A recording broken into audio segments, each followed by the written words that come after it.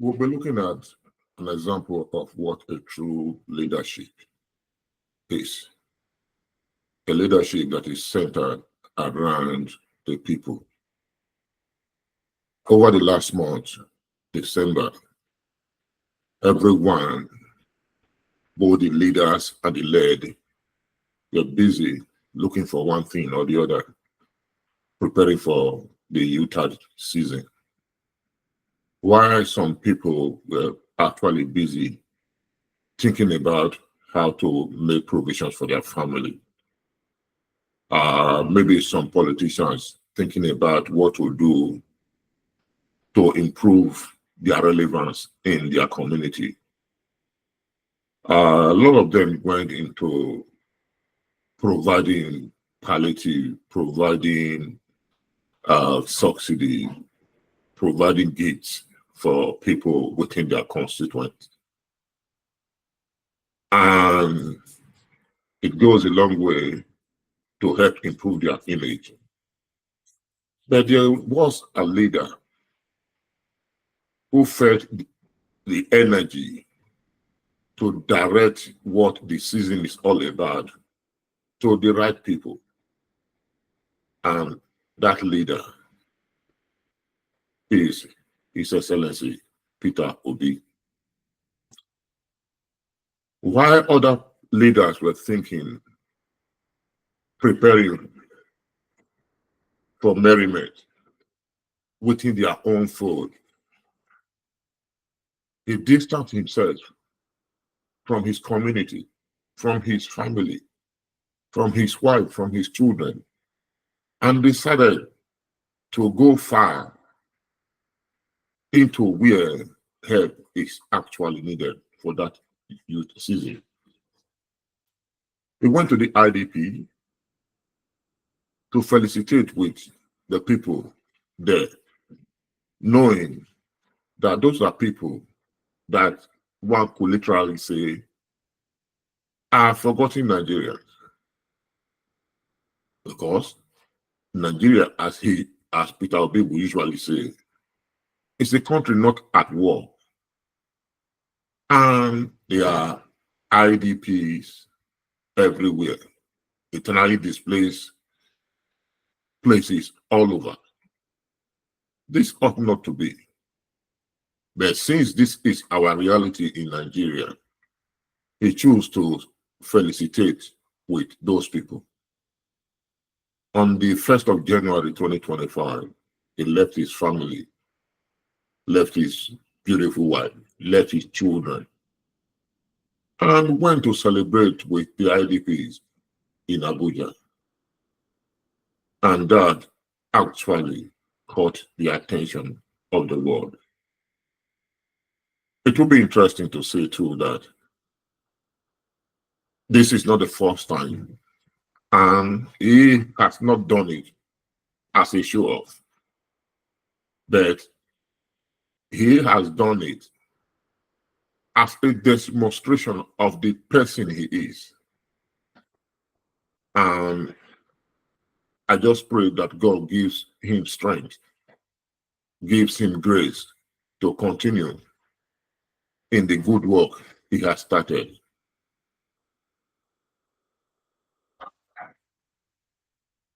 Having done that too, he also addressed the people, addressed the nation about the sorry state of affairs. That the Nigeria we know, instead of going upward, is continually sliding downward to the extent where a lot of people can no longer have their square meal. All developmental indices for assessing a nation, Nigeria is continually failing in them. And not just failing in them, they are failing woefully, which tend to suggest that revival for the nation appears remote. But we trust God that things will not just remain this way. he will raise an army of people to savage this country. And I want to believe his message to the leadership of this country, particularly the president of the country, President Bola Ahmed Tinubu, needs to focus on the people. The indices by which the government is measuring success does not reflect the feelings of the people in the land. The government cannot be saying the country is doing well or things are changing for the good, and the people are feeling the opposite. And worse still, they are feeling far, far more opposite of what the government is telling them. In other words, if you look, for example, the American election, despite all the economic and financial indices of America doing well, but the people felt they are not doing well. They cannot see the reflection of the government statement in themselves. They cannot see the reflection of the financial of positivity in their life. So, in the same vein, in Nigeria, irrespective of what the government is saying, for it to be true, those sayings must be reflected in the feeling of the people.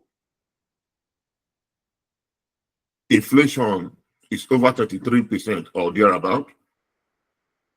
Food inflation is 40% thereabout. So how can you say things are going well when you cannot afford anything? Food security has not been restored. Farmers cannot go to farm.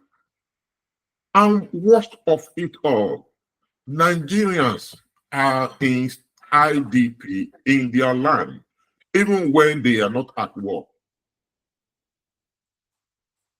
It is a shame on our part. It is a shame on part of the government. We cannot continue in this life. It is important, just like Peter Obi said, for us to rearrange our priority, reset them and reset them right. Put more of the resources of the country into projects that are capable of generating development in the people. Invest more in areas that can multiply the peace, the joy, the happiness of our people on a permanent basis. We cannot be a country that is so well endowed with resources, good arable land, good land for permanent crops, mineral resources everywhere, yet we live beggarly. This is not supposed to be. It is a shame that we, a country so endowed, has become one of the poorest, if not the poorest country in the world. It is important for us to speak sense, to speak truth to power. And people of higher repute, people of significance, have spoken. It is important that the government, the people leading us, across the various strata of government, whether it is federal, state, local government, to begin to consider the people, to begin to work for the people. Working for themselves will continually put the country downward. So it is important that they know that we voted them into that office to serve us. They are supposed to be our servants, and they are supposed to serve us faithfully. We hope that the people in power will listen to the voices of wisdom,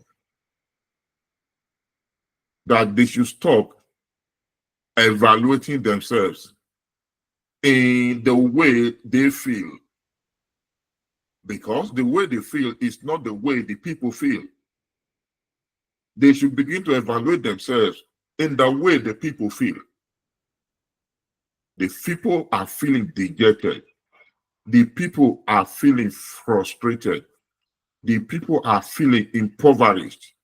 The people are feeling let down. So the government has the duty to turn things around. If they do, Nigeria will rise to its position again. Let not be despaired. Let's be hopeful that in this year 2025, it will be a new dawn for the country. But we need to work it out. We need to work it out doing the right thing at the right time.